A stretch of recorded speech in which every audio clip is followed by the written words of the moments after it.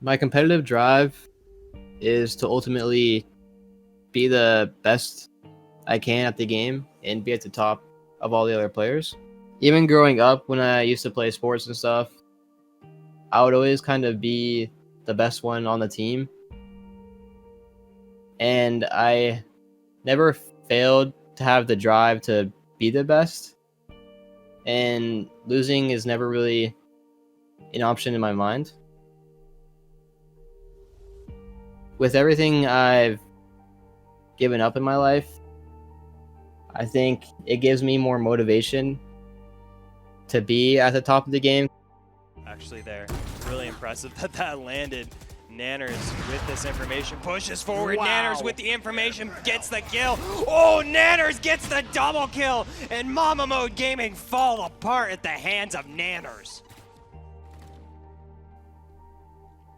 I found myself in the competitive scene through ESEA. Was probably the first competitive place I played in. Before that, it was a lot of matchmaking, and I'd watch on Twitch and stuff and YouTube about pros playing in these tournaments.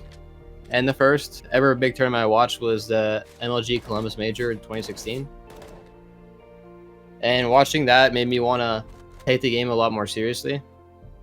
So my transition into Valorant started really early in beta, and I'd play with a couple of friends I've had over the couple of years.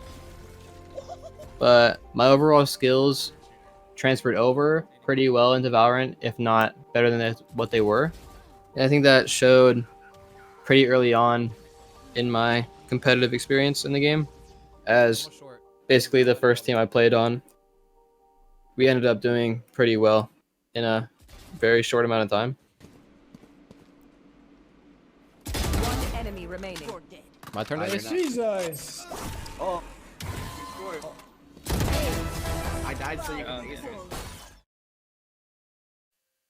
So my biggest obstacle was leaving my dad, because he's always been someone in my life, and I still wish he was more in my life right now. But since leaving his house, our relationship isn't as good as it used to be, and I don't really see him that much anymore, if at all.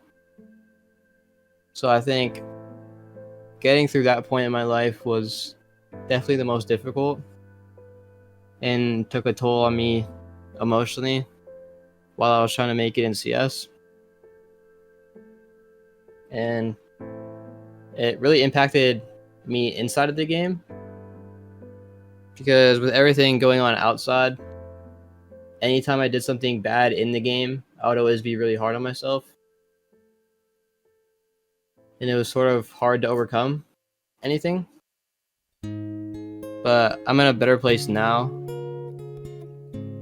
and it's a lot easier to get over my mistakes and learn upon them rather than beat myself up on them.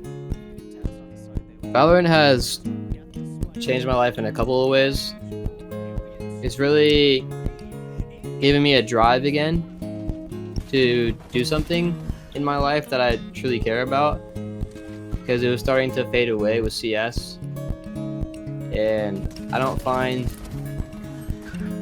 too many things in life that I'm truly passionate about, and Valorant kind of gave that to me, as well as I didn't have a job before I started playing Valorant, and being able to win tourneys has helped me get money to help others around me, as well as upgrade my setup to make me be ultimately better, and to just have a better quality of life in general. This is just going to be a absolute dumpstering on the B site here, and once again, not much Switch can do there. And there you get another demonstration of how well Nanners has been doing, right? He is able to create space effectively. He's not getting traded out for nothing this time around. And the decisive work from the rest of his team is giving him a lot of cover. He's playing a lot more of that selfless Jet and has the fragging power to support it. 4 in the round. Yeah, it's an eco. That still just shows how good Nanners is doing.